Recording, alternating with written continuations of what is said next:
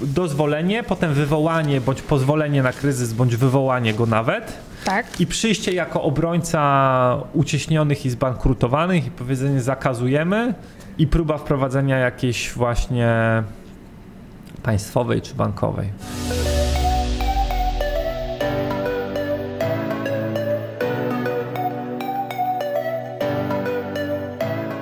Na ile krypto jest jeszcze rzeczywiście jakąś oddolną inicjatywą tych ludzi, którzy chcieli stworzyć zupełnie coś nowego, jakąś rewolucję, a na ile jest to alternatywna rzeczywiście cyfrowa waluta wolnych ludzi, a na ile już jest to jakby zaczyna być pod kuratelą właśnie instytucji, bo coraz więcej... Która krypto?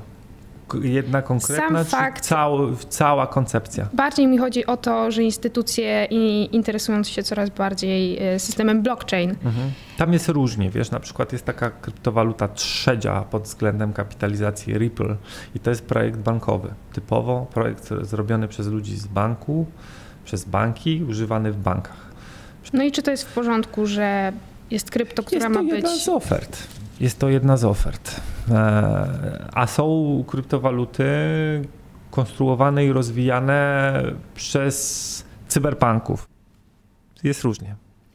Czyli to, że pojawia się coraz więcej kryptowalut, to dobrze, bo dzięki temu mogą się inne... Konkurować mogą między tak, sobą. Nie ma monopolu. Który jest najgorszy dla jakości? Ale z drugiej strony jest też takie zagrożenie, że jest tego na tyle dużo, że dzisiaj inwestuję w coś, a jutro tego nie ma na rynku. Tak. I kto mi w tym wypadku pomoże? Nikt mi nie pomoże. Nikt. A co ciekawe, jak zarobisz, to podatek chcą. Natomiast jak stracisz, to nikt się nie pali, żeby ci oddawać. I co z tym podatkiem? Ja muszę zapłacić od tego podatek? Jak zarobisz, to państwo, w tym polskie, ale także inne, chcą podatku. Normalny taki jest... Tak, podatek, w zależności to była działalność gospodarcza, czy... Nie, dochodowy. Dochodowy. Okay. Jeśli działalność to na przykład liniowy 19%, jeśli osoba fizyczna to 18,32%, powyżej 85 000 w roku to 32%, 1/3. Natomiast jak stracisz, to samo państwo nie biegnie do ciebie, żeby ci oddać. Więc to jest tylko, dla nich to jest tylko po stronie zysków się stawiają z ręką, tak? Po stronie straty sobie bierzesz sama, a zyskami się dzielisz. Oni są pragnieni. Można tak zrobić, żeby nie płacić od tego podatku, że to jest zupełnie na tyle inna rzecz, że w ogóle nie dzielimy się z nikim? To zależy pod jaką jurysdykcją kupiliśmy, sprzedaliśmy. Są miejsca, jak na przykład Zjednoczone Emiraty Arabskie, gdzie w naszym rozumieniu nie istnieje urząd skarbowy, bo tam jest kulturalnie. To są bardzo kulturalni, biznesowi ludzie i oni wychodzą z założenia, że twoje dochody są twoją sprawą. Tam są podatki, to nie jest tak, że tam nie ma podatków. Jest podatek od wydobycia ropy, od nieruchomości chyba drobny, ale nie ma tego, co jest w Europie i w całym świecie zachodnim, czyli wchodzenia w każdy grosz zarobiony i wyrywania ci procentu od tego. To jest niekulturalne podejście moim zdaniem, a tam jest kulturalne pod względem podatków. I dlatego pośrodku pustyni jest zgromadzone gigantyczne bogactwo, bo ono tam mogło powstać i się utrzymać właśnie między innymi dzięki temu, że tam jest kulturalnie. Chociaż my mamy lepszy klimat, nawet lepszą historię pod pewnymi względami, to tu jest już nas przez 50 lat, bo Dubaj na przykład był bardzo biednym miejscem 50 lat temu. Tam były problemy z głodem, tam panował głód 50-60. W 50-60 lat, jak mądrze sprawy ustawisz, to z pustego miejsca na pustyni, gdzie panuje głód, robisz stolicę finansową, technologiczną świata o bardzo wysokim standardzie życia. Gdzie jest jeszcze oprócz nich taka wysoka kultura, że rzeczywiście... Jest parę jurysdykcji, gdzie... Co polecasz, żeby się przenieść? Szwajcaria, bo od razu przychodzi Szwajcaria na myśl. Wiele miejsc jest lepszych od Polski. Szwajcaria, Gibraltar, Malta, w USA nawet pod pewnymi, chociaż nie dla kryptowalut. USA do prowadzenia innej działalności, bo kryptowaluty są trochę nacenzurowane w USA. Chociaż USA ma najwięcej nodów bitcoinowych, najwięcej węzłów bitcoinowych. Ceny kryptowalut się właśnie w bitcoinie wyznacza bardzo często, w dolarze albo w bitcoinie. rzadziej w innych kryptowalutach. A czy nie jest za późno, żeby teraz na ten czas otwierać nowe działalności związane z inwestowaniem w kryptowaluty? Lepiej późno niż później. Oczywiście lepiej było to by było Kilka zrobić lat w temu. 15, jeszcze lepiej w 13, a najlepiej to w 9. Zacząć się angażować w temat, kupić taniego laptopa, wykopać 200 000 bitcoinów jak Roger Ver i mieć 3 miliardy dolarów w bitcoinie teraz, tak? Zrobić za to różne projekty I inwestować teraz w blockchain. Lepiej późno niż później. Czyli jeszcze nie jest za późno. Nigdy nie będzie za późno do końca, ale No chyba, że... widzisz, to jest za ogólnie postawione pytanie. To jest za ogólnie postawione pytanie, bo dla kogo, co dokładnie, ja nie wiem do końca, czy jest za No nie wiem, jest sens otwierać kolejne, ile mamy teraz kryptowalut? 1500? Już pewnie więcej? Jestem bardzo sceptyczny. Jeśli nie jesteś dużą firmą, nie masz 30 milionów dolarów, to robienie ICO kolejnego prawdopodobnie stracisz pieniądze na to. Bo wydasz na marketing, wydasz na programistów, natomiast ICO się nie powiedzie, bo w momencie, kiedy jest kilka ICO dziennie, to jest duża konkurencja. Kilka lat temu, kiedy było 20 kryptowalut, to zrobienie ICO było bardzo dobrym pomysłem. Jak już jesteśmy przy ICO, to coś szerzej? Bo zawsze jest temat kryptowalut, bitcoin, coś tam blockchain, a ICO? Jest przerażające, co się dzieje na rynku ICO. 99% teraz nowych ICO to są projekty obliczone na wyrwanie kasy od inwestorów. Nic za tym nie stoi. Absolutnie nic za tym nie stoi. Rynek jest raczej nasycony w dużej mierze. Po prostu... Czyli co, oszuści zakładają... Marzyciele. Oszuści często. Marzyciele często. Coś pomiędzy też. Też.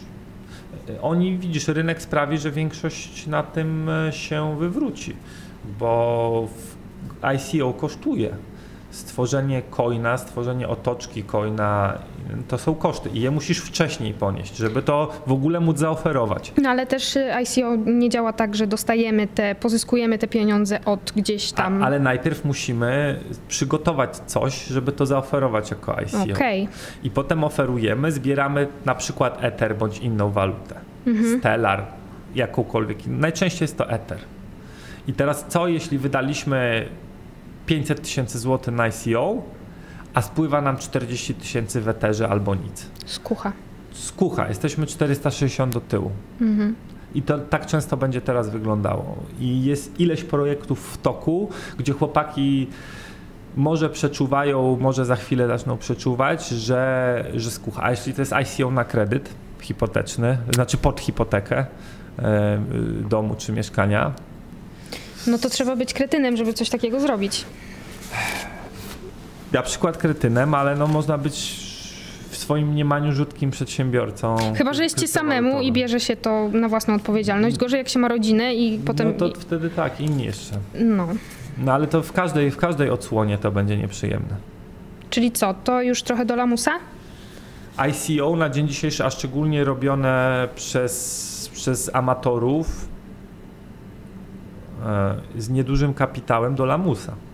Chyba że to są geniusze. Ja nie chcę, wiesz, czasami jest tak, że jest jakaś tendencja, reguła, ale pojawi się przypadek, który zupełnie udowodni, że jest inaczej. I oczywiście może się znaleźć jakiś genialny kryptograf, który zrobi coś, co będzie niesamowite. Tylko jak on nie będzie miał środków na marketing, to i tak jest duża szansa, że to się nie przebije.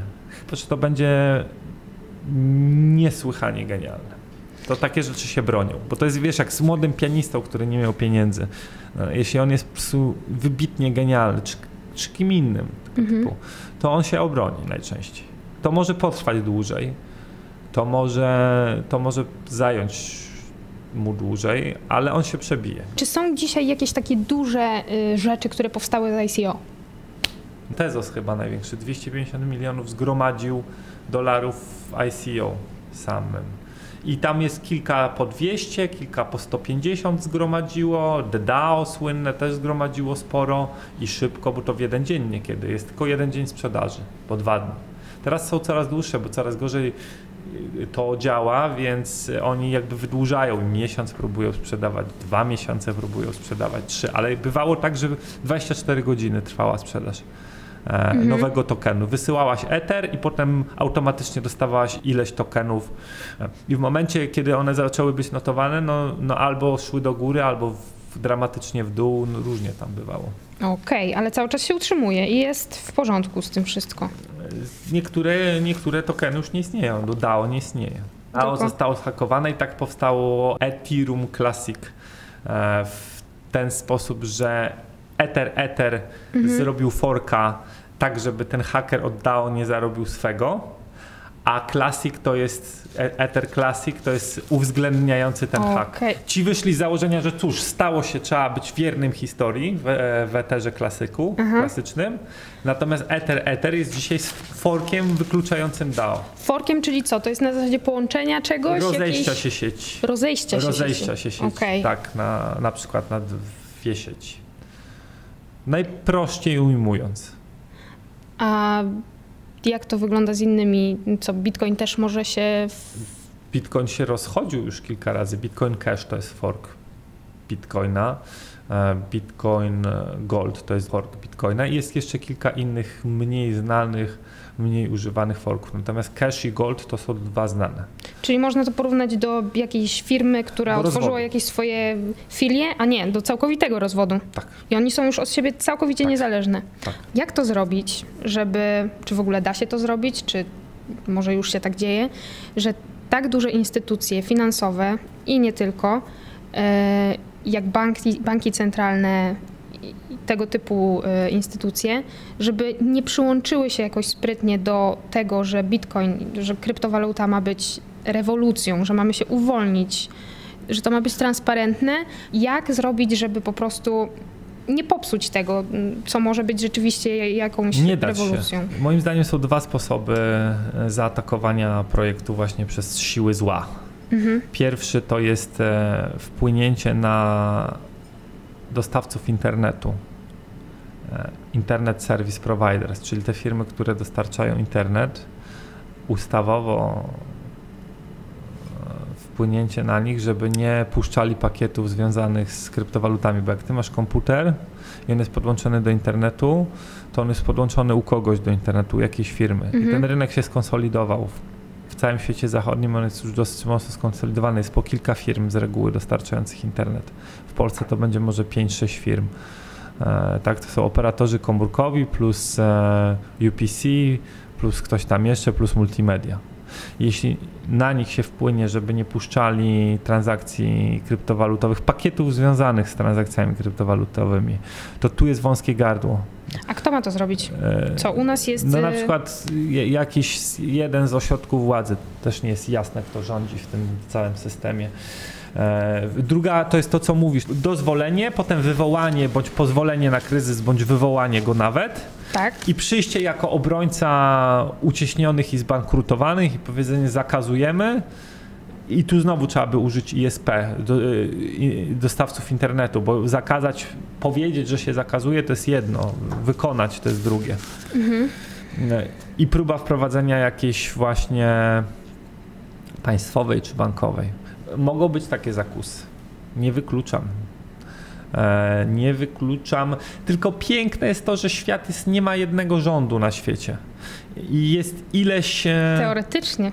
Ileś ośrodków władzy. I to, że jedni zrobią tak, nie znaczy, że drudzy zrobią tak. Moim zdaniem nawet w dzisiejszych pozornych sojuszach między NATO, tam jest niezgoda nawet. Turcja, USA, 2 różne bajki. To są ludzie prawdopodobnie grający w dwóch zespołach. Tam jest jak w takich małżeństwach niekiedy, że jest pozornie sojusz, a pod spodem się kotłuje. Nawet w tych teoretycznie, wiesz, jak OECD miejscach, jak takich teoretycznie jednych obozach, tych samych obozach, tam jest w praktyce moim zdaniem niezgoda. I to spowoduje też, że jedni będą dozwalać kryptowaluty, inni nie. Poza tym wszyscy, którzy nie mają dolara, czyli wszyscy, którzy nie są USA, mają interes w tym, żeby dolar był zastąpiony czymś. Bo Amerykanie mieli od 100 lat ciągną straszną rentę z tego, wiesz, że mają dolara i są w stanie drukować niewyobrażalne ilości i z całego świata wysysać wszystko. Dobra, usługi. ziemię, inwestycje czynić za tego dolara, przejmować. To ludzie rozumieją. Ludzie, którzy się zajmują finansami w poważnych krajach, to rozumieją. Ale jest kilku takich dużych, bardzo znanych, którzy wprost mówią o tym, że nienawidzą, uważają to za zło. Dlaczego jest tak dużo tak znanych osób ze świata finansjery, które nie lubią kryptowalut? No, wydawałoby się, że coś nowego, coś fajnego się dzieje, jakaś rewolucja, a oni wprost potępiają to, co się z tym dzieje. Z dwóch przyczyn moim zdaniem. Albo trzech nawet. Pierwsza, są w tym systemie, który jest dobrze osadzeni i im jest dobrze. Czyli w starym i nie chcą... Nie chcą nic zmieniać. No to jest jasne. To jest jasne. Druga, jako że dużo ludzi, coraz więcej jest pro-kryptowalutowa, to oryginalnie jest być anty w pewnych kręgach i można spróbować budować siebie na byciu anty w momencie, jak wszyscy są pro. Trzecia, są idiotami. I jeszcze czwarta, jakieś miksy tych trzech. Trochę idiota, trochę w starym systemie. Modyfikacja. Trochę się chce wypromować na byciu antysystemowym. Antykryptowalutowym. Więc ja myślę, że te 4 rzeczy mogą zachodzić. A czy to właśnie nie robi źle, że jeśli ktoś tak uznany, jak takie osoby znane szeroko w świecie właśnie finansów, ekonomii, mówi coś o tym, to jednak później idzie w eter, że no on się zna, mówi, że to jest niefajne, może to jest oszustwo. Na wielu ludzi to wpływa, tak, i oni się nie interesują tematem, bądź mają opinię negatywną, bądź nie kupują, bądź później zaczną kupować. No i co z tego? No cóż, życie. No a nie dążymy do tego, żeby Bitcoin, kryptowaluta stała się nową walutą, żeby cały świat z tego korzystał? Tylko że to się naturalnie pewnie stanie. To tak jak z elektrycznością. Lubię ten przykład elektryczności, bo ona też nie była rozumiana na początku. Chociaż z drugiej strony ludzie też kiedyś nie umieli płacić kartami i tak dalej, a dzisiaj... Dali radę. Pytałaś o wydawaniu skryptowanych. Jest kilka projektów jak Tenex, Xapo czy Zapo i inne, które wystawiają kartę Visa, Mastercard i ściąga ci kryptowaluty, automatycznie konwertuje na fiaty i już wydajesz fiaty kartą.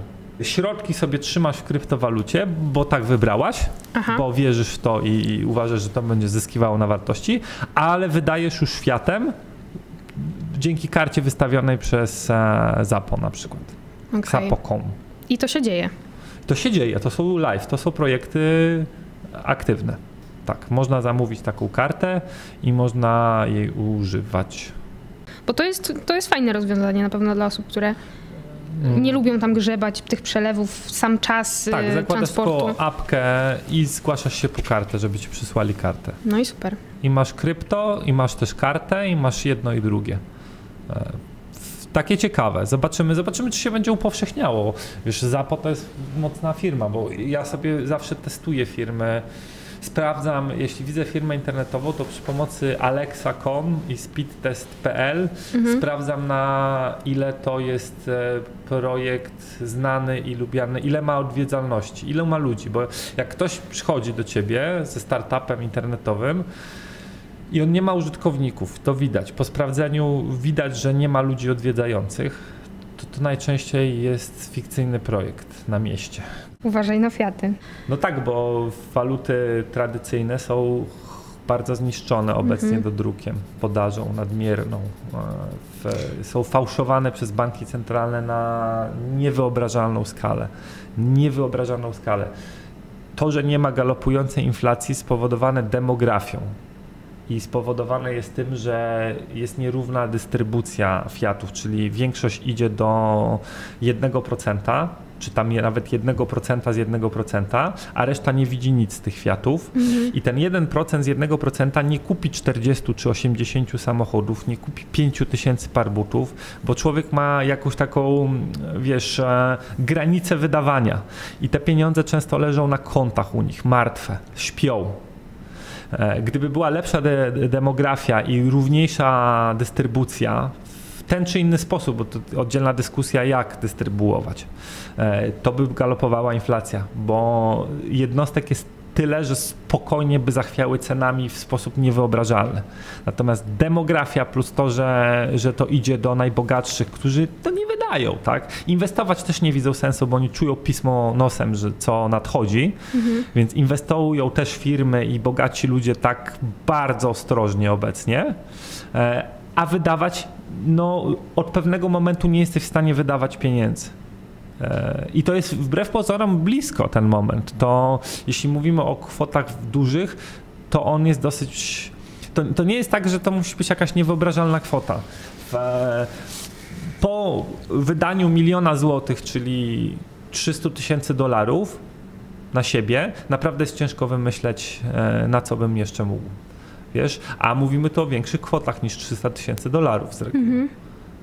Ci ludzie i te instytucje dysponują większymi kwotami niż $300,000. Te pieniądze śpią. Fiat śpi. Jak Fiat się obudzi, może się obudzić właśnie rosnącą mimo wszystko inflacją, bo jeśli bogaci zaczną zobaczyć, że on traci na sile, że rosną ceny, więc ich jakby aktywa finansowe, waluty tracą na wartości, zaczną się ich pozbywać. I to zacznie napędzać inflację. Większa inflacja będzie wpływała na jeszcze większe pozbywanie się walut przez nich i będziemy mieli szok inflacyjny. A może nawet stagflacyjny, czyli będzie galopująca inflacja przy słabym bądź żadnym wzroście gospodarczym. Najgorsze, co może być gospodarczo. I co? I wtedy wejdą tak hardkorowo kryptowaluty na rynek, że już nie będzie odwrotu? Już są kanały zbudowane i już się przemieszcza kapitał najbogatszych i instytucji do kryptowalut. No właśnie, instytucji. To jest arka ocalenia dla fiatów, które mogą paść. Dolar padnie ostatni prawdopodobnie, frank szwajcarski też późno, ale waluty egzotycznych krajów bądź krajów takich jak Polska też są w dużym niebezpieczeństwie, gdy się to zacznie dziać. Bardzo dużym niebezpieczeństwie.